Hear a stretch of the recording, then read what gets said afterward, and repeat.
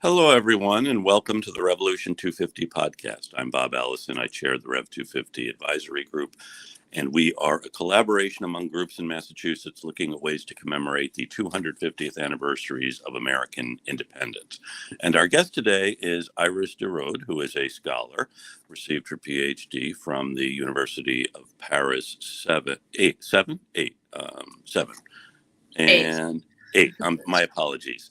And she has written a great book on the Marquis de Chastellux. France. It's actually the title is in French. Can you tell us what the title is, Iris? Well, my book, yes. So it's Francois-Jean de Chastellux, un soldat philosophe dans l'époque des Lumières dans le monde atlantique. So it's a long title that actually means Francois-Jean de Chastellux, a soldier philosopher in the Age of Enlightenment in the Atlantic world. It's amazing.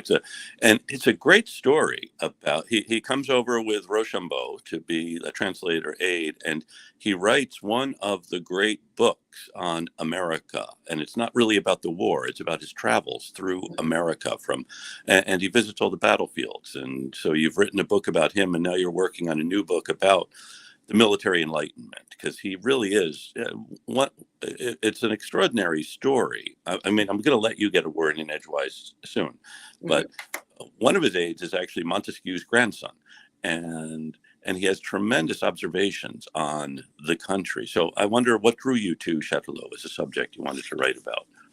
So that's a fun personal story that I, of course, love to tell, because it's a more unusual way of getting into history. But it started with a tree in my backyard in France. So I am Dutch, as I'm sure you can hear, but I have lived in France since I was 5 years old. And so my parents bought a beautiful home in Burgundy. And in the garden, we have a huge tree. This is a tulip poplar tree, which in French is called un tulipier de Virginie. So a Virginia tulip tree. And so according to the local legend of the village, it was planted by Lafayette himself. Wow. So there's this rumor that Lafayette had planted the tree. The tree is also referred to as the Lafayette tree in the region. And so one day when I was around 18 years old, out of curiosity, I went to an archive in Dijon, which is not too far away, to find out if that story could have been true. And so I found that the owner of our home did actually, well, there was no link to Lafayette, so that seemed not very plausible, but there were links with a family called Chastellux. And so when I read that, I had no idea who Chastellux was. I also did not know much about the revolution, the American Revolution. But I did know there was a little village called Chastellux close by. And so I also knew there was a castle there. So I thought, let's go and figure out what we can do there. So I drove to Chastellux and literally almost knocked on the door and saw that there were tours were organized by the actual owner, Philippe de Chastellux, who is the descendant of the 1,000-year history of this family. They lived there already since 1,000 years, so that's wow. already. But I mean, they lived since 1,000 years in that castle from generation to generation. And when I told him about the tree, he said, "Well, we have the same tree." So that's where the link is probably established. Right. And that's also when because I was like, "So can you tell me more about who Chastellux was?" Because that tree obviously came from America. That was sure at the time. It was not a natural French tree, so it must have been imported around 250 years ago. And so it was quite obviously linked to the American Revolution. Wow. And he said, well, he wrote a travel diary. So here you get, like, he gave it to me. And so that's how it all started for me. Wow. That is amazing. So the tree is still there. The tree is still there. It's still very large, and always in June it will flower. So there's orange flowers coming out. It's amazing. And to see how large it is, you have to stand around it with your arms wide with 6 people in a row. So then really, yes. Wow. Well, so he brought trees back to plant in France. Yeah, exactly. He did. And what's interesting about Francois-Jean Chastellux overall is that he was a military man, but especially an enlightened philosopher. So when he was in America, he wanted to observe everything he could. And one of the main things was the natural world. So he wanted to understand, for instance, birds, other types of animals, the trees. And so especially with his friend Buffon, who, by the way, lived close by in a place called Avalon, which is very close to the castle too. Buffon, the naturalist, and him were in constant exchange with natural objects. So, interesting. And yeah. Buffon had that idea that things in the New World degenerated, that weren't as big, if I'm remembering correctly. Exactly. That is a very interesting theory Yeah. of degeneration, where the French thought that Americans Mm. were shrinking because of the Yeah. climate, Yeah. which explained why there were at the time no artists or musicians yet. Yes.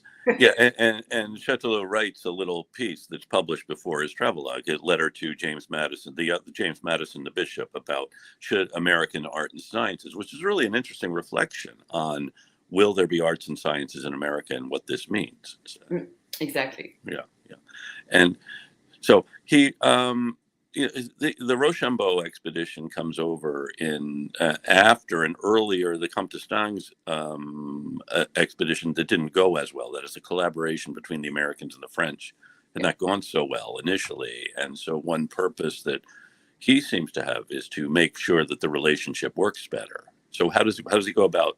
What is different about Chastellux than, say, the Comte d'Estaing's expedition or other French soldiers who had come over, aside from Lafayette, whom everyone loves?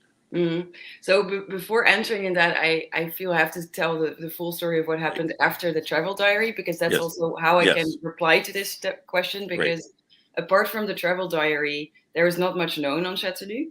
Mm-hmm. And so when Philippe de Chastellux gave me the travel diary, I read it, and then I started to get very intrigued by him. And we will talk more, I'm sure, about the travel diary as such and that whole campaign.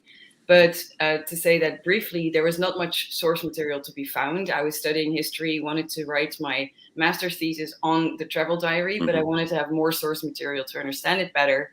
And that's when I returned to the castle, and together with Philippe de Chastellux, we discovered the huge collection of papers, the unpublished papers of Francois-Jean Chastellux.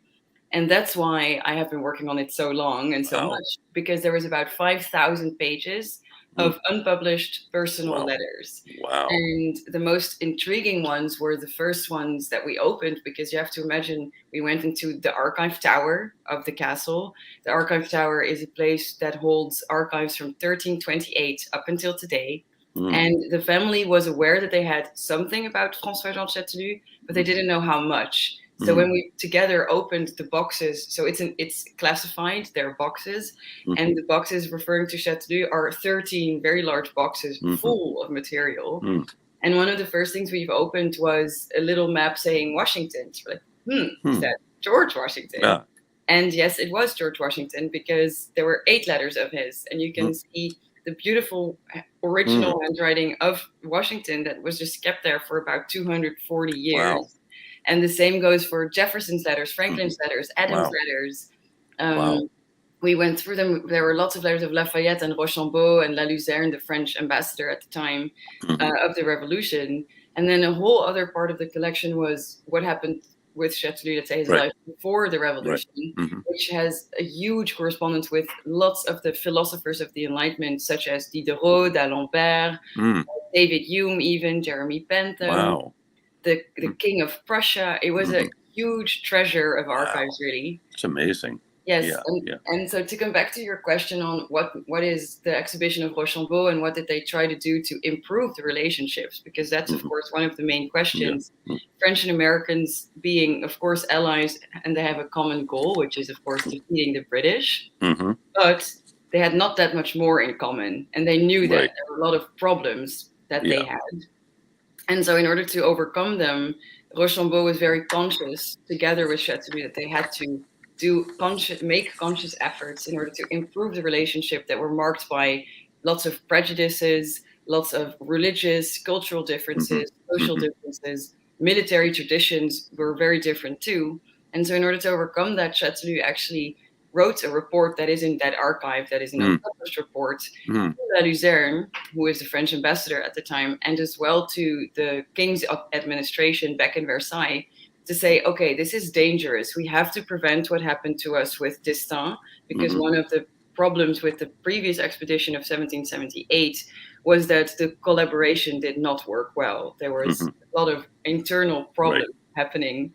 And so he thought, in order to prevent that to happen, let's organize a huge reconnaissance mission together with a few American officers in order to understand America, in order to understand the land, the geography, the road, because of course you have you have an interesting military observations. But what was more important for him was that you needed more information on who is our ally. So they were in an expedition to study the customs, their languages, the religions, and all that is reflected in Chastellux's archive, because there's about 25 very thick reports, all of about 50 to 100 pages, full of information on America. Wow. And never published. Never published. Well, they will be soon. Yeah, hopefully. good, very good, very good, very good. Yeah. It is very much like Diderot's encyclopedia. Then we're collecting everything we know on these people, and exactly. And he's observing a lot of the battlefields too when he's here. That's one purpose of his travels, is to go and see Saratoga and Bunker Hill and other places that were notable battle sites. Mm-hmm. Exactly, and he describes them in great detail in his travel diary, which, to some, because the travel diary, what you're hoping maybe to find is the actual campaign of Rochambeau. A lot of the other military journals of those Chastellux was with, of course, he's with an army of about 6,000 men, but also a lot of other officers that also wrote journals. These are mainly describing when they arrive in Newport, what they do in Newport, and then the march to New York, and then Yorktown is always described, and of course, the big Battle of Yorktown. Chastellux does not mention any of these aspects. He describes these 3 different travels that he did that maybe appear to the reader as just a description of fun travels. He describes a lot of dinners, meetings, the various taverns, the inns, the people he meets, the music. It's really extraordinary. You get a real picture of America from him. Exactly, a real picture. But on top of having that fun, his own travel experiences, and him being extremely excited to travel in America, because it's a place he had imagined before going to. From France, he was imagining, of course, what America would be, what the promises of this new revolutions were, and how they will unfold. And so he was extremely intrigued. But as a military man, he also needed to gather that information. Right. Yeah. So that's what's in these archives that you've been uncovering, the reports. And it's amazing, because he talks about meeting with Philip Schuyler, and Schuyler basically says, here's everything I have on the Battle of Saratoga. Exactly. And on the Canadian campaign. And Chastellux is really compiling a lot. I mean, he gets British accounts as well as American accounts of these different battles, so that they can go see the land and see what exactly happened. It's really extraordinary military reconnaissance that they're doing, and studying this as military science. Exactly. And that's one of the main points that I will make in my new research now, which is exactly that, because Chastellux is treating war as a science, and it's one such as today. If you want to do research, you need to use a variety of sources. He goes, and as you say, Schuyler is a good example, gives him his reports, Washington's reports. He gives other accounts. He's studying different English and American maps. He's going to the ground, and in his research, he actually says it is very important for military men to go to the ground to actually understand. You cannot learn it from a book. You have to do your own research, which resonates to all of us as a very enlightened way of thinking. Do your own research. Right. It is. I mean, he could be teaching at West Point, or it's really such a detailed.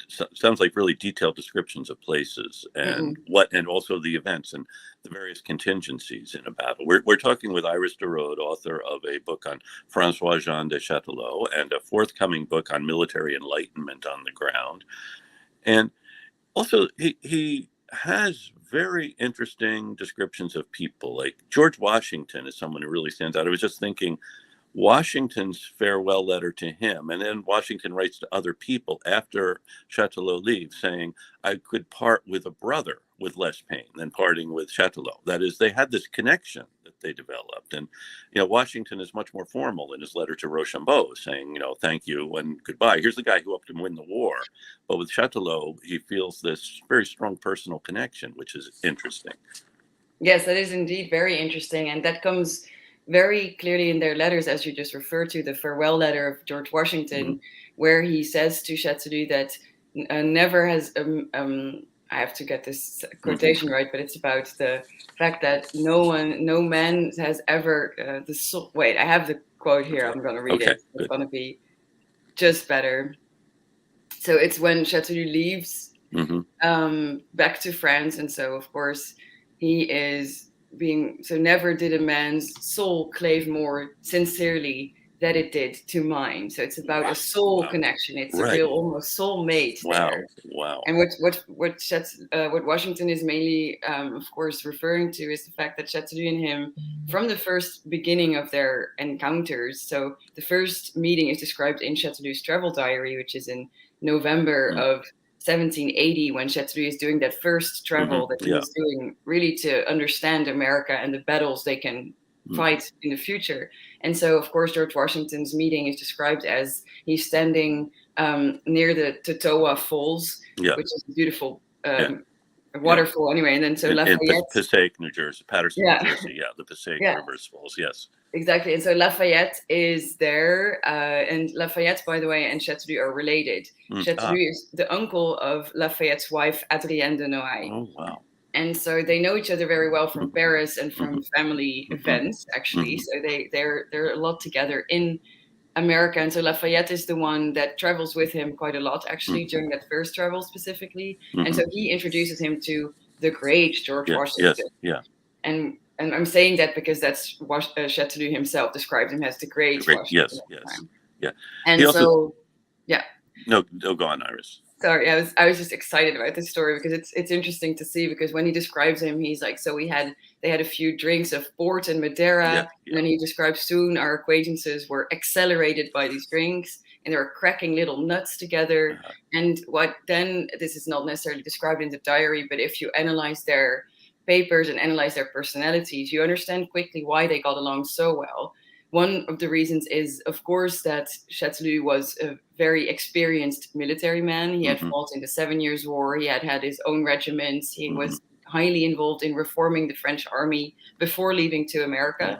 So that whole military expertise must, of course, have been very appealing to Washington, as he was himself less trained. Yes. And so then what is most interesting, I think, is that they had a lot of other things in common that are often not necessarily associated to George Washington, which is the enlightened thought.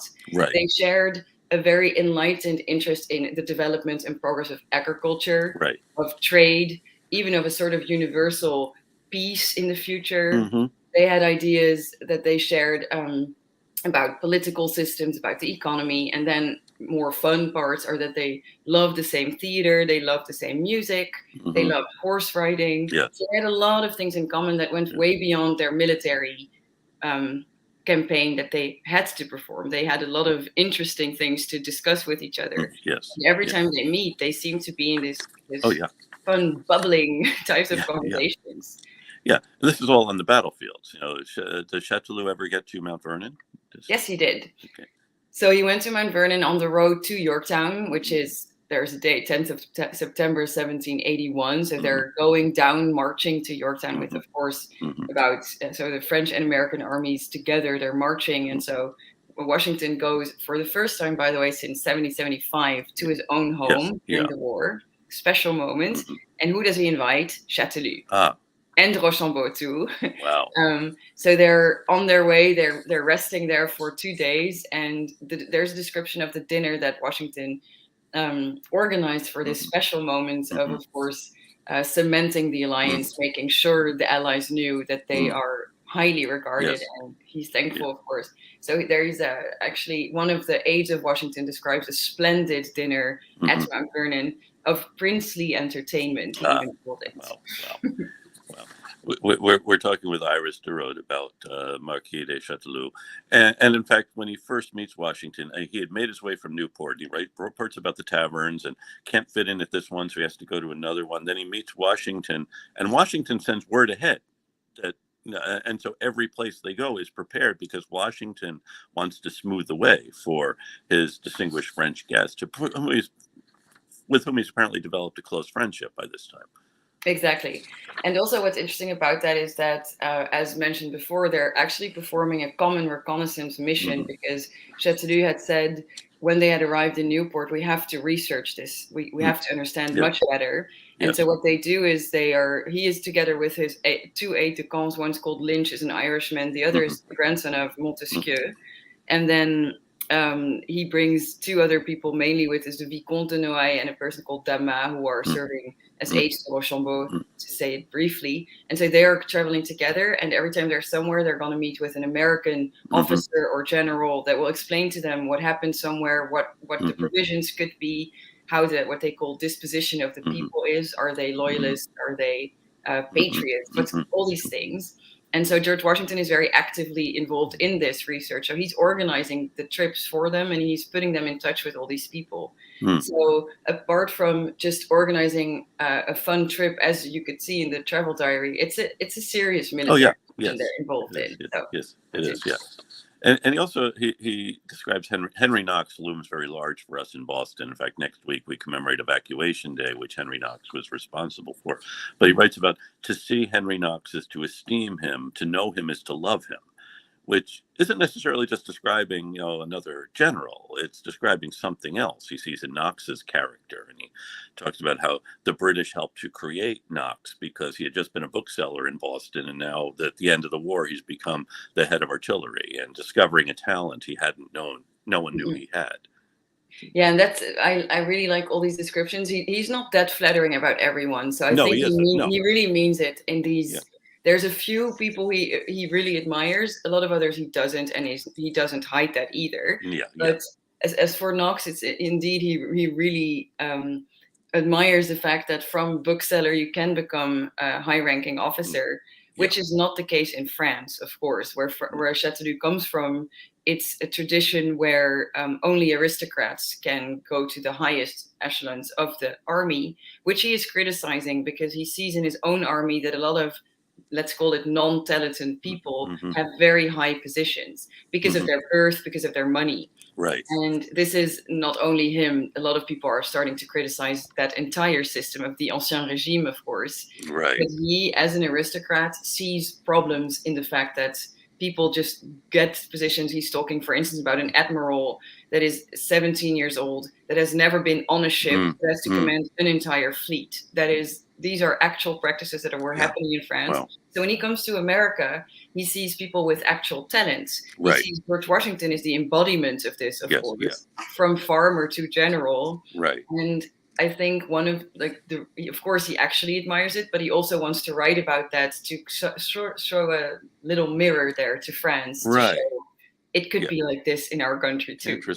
Interesting. So it's like, say, Crèvecoeur de Tocqueville, who's writing about America as a way of critiquing the society that they are from. Because it is first published in France, in French. Exactly. Yes, I would, if you analyze it and compare it to other writings of the same time as you were just referring to, I would definitely say that, yes, Chastellux was criticizing France through his travel diary in a subtle way, because of course there was censorship in France. This is not the only time he's criticizing. He did that too in other books and other reports that he wrote to Versailles, specifically after the 7 Years' War, that they lost so bad. So it's a thing that he always does. I mean, it's not just a travel diary. He's a critical and is always in favor of reform. Yeah. About how old was he, Iris, when he comes to America in 1780? So he was in his late 40s, going into his 50s. Yeah, so he'd already had a career in France. I mean, he'd been, as you said, he fought in the 7 Years' War. He had been an officer. So Lafayette was, of course, much younger. And so he is someone with a maturity to understand things. Exactly. But then he doesn't live that long. I mean, he doesn't live to see the revolution in France. No. So what happened? So it is true, he's about 30 years older than Lafayette is, which gets an interesting relationship between the two, because it's really a relationship between an uncle and the younger cousin. And so what happens there is that they are they're writing a lot to each other, and especially Lafayette writes in quite an unusual tone for him, in which he admits he's extremely afraid and has no idea what to do with his command of Major General, especially when he's in Virginia. Cornwallis is chasing him, and he says, like, I am in devilish fear of Cornwallis. Wow. So these are the things he doesn't necessarily write to many people, because he wants to give a very heroic portrait of himself. Yeah, he's not going to write to Washington saying, I have a devilish fear. Yeah, exactly. Yeah. But so on top of all that, it's true that Chastellux, so when he comes, so to talk about his entire life, so he, of course, is um, when he was 12 years old, which was common at the time, he joined the French army. Mm-hmm. And then in the meantime, so he was just in training in the army with his two brothers who were also part of the same regiment as he did. Mm-hmm. And I could talk about this for 2 hours, so I will skip a lot of things. But so what happened is that he was, of course, training in the army. And before the outbreak of the 7 Years' War, he became known in France because he had inoculated himself against the smallpox. He actually voluntarily put, I don't know the whole details, but he inoculated himself, got sick for about 6 weeks, and wrote a book about the experience. Wow. And then that got taken over by the encyclopedia in France, Diderot, d'Alembert, Buffon, Voltaire. Everyone gets very exciting. It was not that Chastellux invented it. It was, of course, a practice coming from other countries, but he is considered the first Frenchman to have done it on himself. Wow. Then the king, according to some of the sources, followed his example, inoculated his children, all these things. So that's how he kind of became known in the circles of the Enlightenment, apart from being the grandson of d'Aguesseau, who was a very well-known chancellor of France, and especially who was very much in favor of promoting the encyclopedia. So he was already in these circles. He was born in a place where, for instance, Voltaire came all the time. So he grew up with the philosophers. So he became himself a philosopher because of his environment, and I would say also because of his own intellect, because you can see from a very young age, he started to learn 6 different languages. He wanted to, if he read a book, he wanted to read it in the original language. If you look at his library, which is also in the castle, by the way, he has, of almost all the books he has at least 6 or 7 different editions that he was comparing. So it's one of these men of the Enlightenment since his younger age. Then he enters the 7 Years' War, where he fights in Germany. He rises in the ranks and is fighting alongside, and this is interesting and much like not very known, but Rochambeau, Chastellux, Viaumenil, who is one of the other major generals under Rochambeau. They're all fighting together in the 7 Years' War, sometimes even in the same battles. Then there's another figure that comes in, is called La Luzerne, who is also with them, who would become the ambassador in Philadelphia. And so this is a group that already has been fighting together and was of that side of the army that was pro-reforming and especially improving the army in that enlightened way that I have mentioned. Interesting. So he is part of this network of, I was going to ask how unusual it is to have a French general who is also a philosopher, but now you're writing another book about military philosophers. So I wonder if you could speak a little bit about that, or this cohort of reformers. Yeah, so it's interesting because when I was writing my dissertation, I thought it was very special that Chastellux had both. But then, of course, you start looking around, and he was not the only one.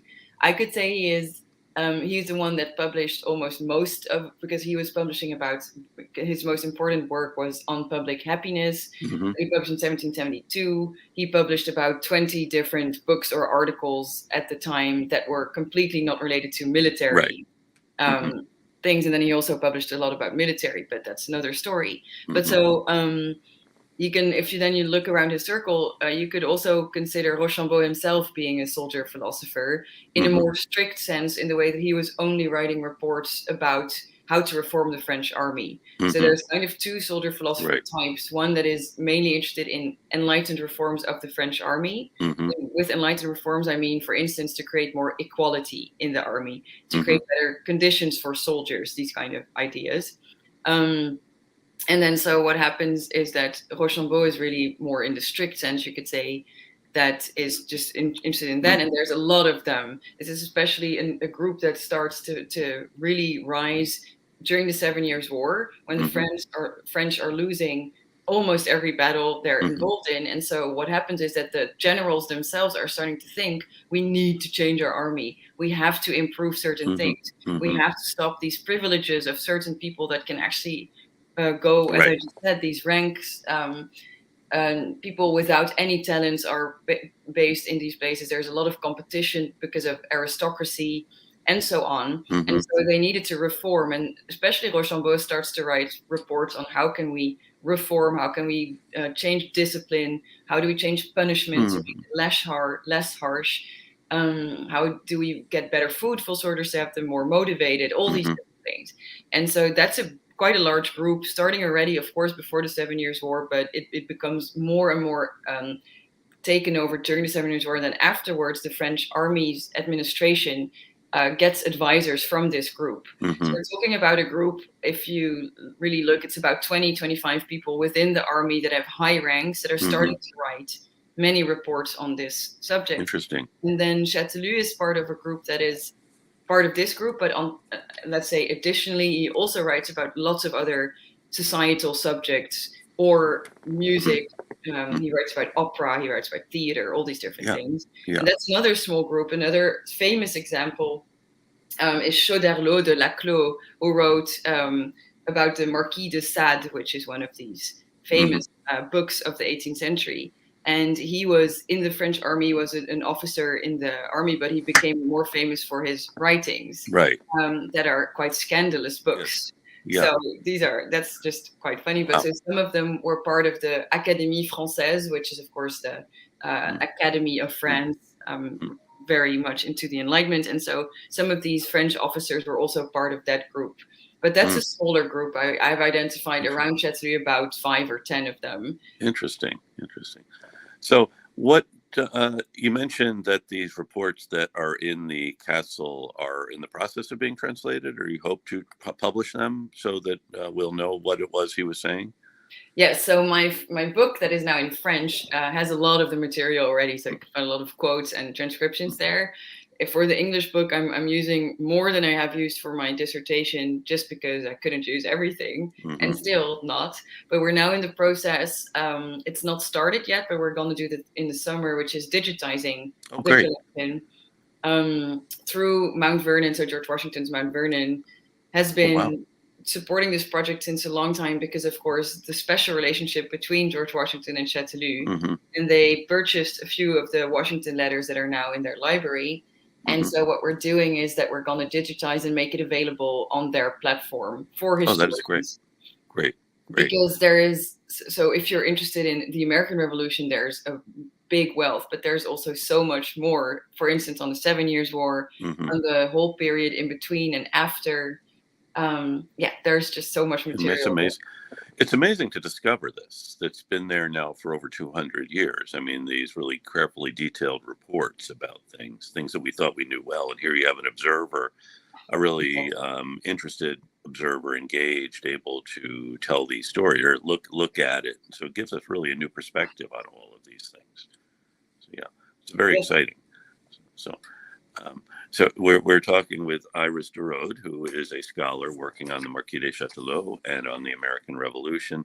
And he also talks a lot about the building of towns. It's something he's constantly talking about, how the Americans keep moving, building, and it's you get this sense of this new country, and he's thinking he's really thinking at the time, but also thinking ahead as to the American future. Yeah, it's very interesting because when he's traveling around, and it's true, he's describing sometimes a little settlement, which is like a few little homes, and most of the time he's describing the towns in which he is. At one point in his travel diary, he says most of them are all the same. They have kind of a meeting house, what he calls it, which can be religious, and then around that there's a few homes, and sometimes that's bigger, sometimes not. But he describes this development, which is mainly his interest, because, of course, to him, it's the new world. It's in development. It's under construction. He calls it, at some points, he calls Europe the old man, and then the new child is the newborn United States. He calls it the nascent republic.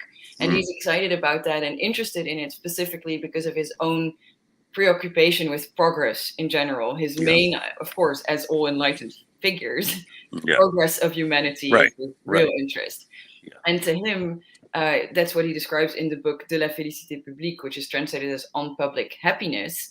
He is describing development of people in general. So he really describes humanity's development throughout societies. And one of the main principal, let's say, steps towards that advancement to him is advancement towards what he calls happiness, is agriculture, and then trade, and then the society building around all that. And so for him, that is in action in America. He had written that book before, but he was, of course, already imagining how that would go. So to him, it's all about, for instance, you arrive somewhere, you start to clear the lands, you start to bring some cattle in, you develop it up until it becomes what he would call sort of a cultivation. So you have Mm-hmm. products. I'm sorry, Okay. but so you have all these products that are produced, and then you can go to a market, you have trade, and all these steps to him lead to progress of humanity, because of your own labor you can create your conditions, Mm-hmm. and then if you start to actually create trade based on these parts, you can then devote your time to other ideas. Okay, pay no attention to the I'm sorry. the alarm. You might have to evacuate, but we're There's a helicopters coming by, oh but my anyway. goodness. Oh my So goodness. what is interesting about all that is that Chastellux really sees the development of America as a sort of an important step towards progress of humanity, Mm-hmm. in which the first step is agriculture, then comes trade, then comes education, and time for enlightened thoughts. That's really the way he's describing it. Right. Yeah. So for him, when he is traveling, he sees this in practice in front of him. He is marveled at the fact that some of these places have been wild woods beforehand, and then have transformed into livable homes and beautiful little homes with roads and rivers. And he's describing that, and towards the development of the bigger cities that he's really considering, of in the future at least, of being serious competitors to the European cities, and even better cities, because they would have they would not have all the problems of the old world, Right. let's say, which is mainly relating to corruption and all these class problems. He's like, there will be more equality, and it will all be a beautiful world.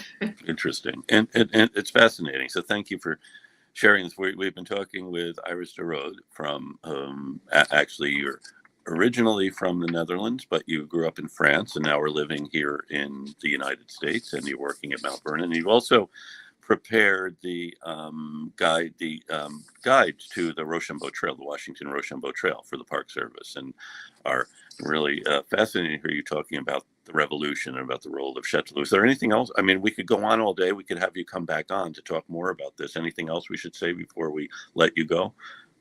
Well, what I really appreciate, because I moved just to the United States, is the enthusiasm for the 250th anniversary that's coming up, and the excitement around that, and all the different things that are organized. So I feel very grateful to be here and to be able to talk to these podcasts, and to indeed work with National Park Service and lots of other organizations that are in this momentum of interest, and also the importance of figures such as Chastellux, because I think he is interesting not only to just tell the sort of new or newly discovered stories about the revolution, but also to show that these are all individuals that were believing in something they wanted to fight for. He was believing in a better future that, of course, was not perfect at the time, and that still is very much evolving. But there are a few of the values, of the ideas, that are relevant for today, and especially him, because he was, of course, a military man, but then also all these other interests for him. So he can represent what we today, which are the sort of transatlantic relations of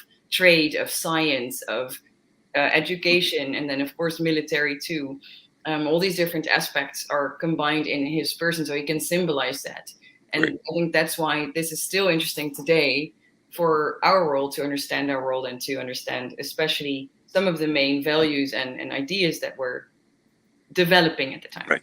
Well, thank you very much. This has been great, Iris de Rode, and I recommend the book Francois-Jean Chastellux, Un soldat philosophe dans le monde atlantique à l'époque des Lumières. I know I mispronounced just about every word there, but look forward to your new book, and look forward to, is this one going to be translated? You know, your first book on Chastellux?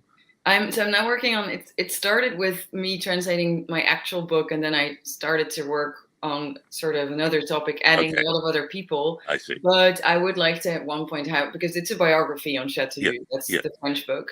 Right. And I'm now not writing that, but I would love to publish that too. Oh, yeah. Maybe in a shorter version, because it's based on my French dissertation, which is 780 pages. So too much. Yeah, we never think that when we're writing it. Well, maybe we do think that when we're writing it, but it's good. Well, thank you so much, and I want to thank you for helping to share with the 250th and generate enthusiasm for the 250th. And I want to thank Jonathan Lane, who is our producer, who helps us put these podcasts together, and all of our listeners. You know, initially when we started off, we thought we'll have a handful of folks in and around Boston. We actually have listeners all over the world. So every week, so if you're in one of these places, let Jonathan Lane know, jlane at revolution250.org is his email address. So I want to thank our listeners in Salem, Sudbury, and Fitchburg here in Massachusetts, in Honolulu, in Oaxaca, in Delhi, and in Murrieta, California, Marietta, South Carolina, all of you folks and everyone in points between. Thank you for joining us. Thank you, Iris. And now we will be piped out on the road to Boston. Thank you so much.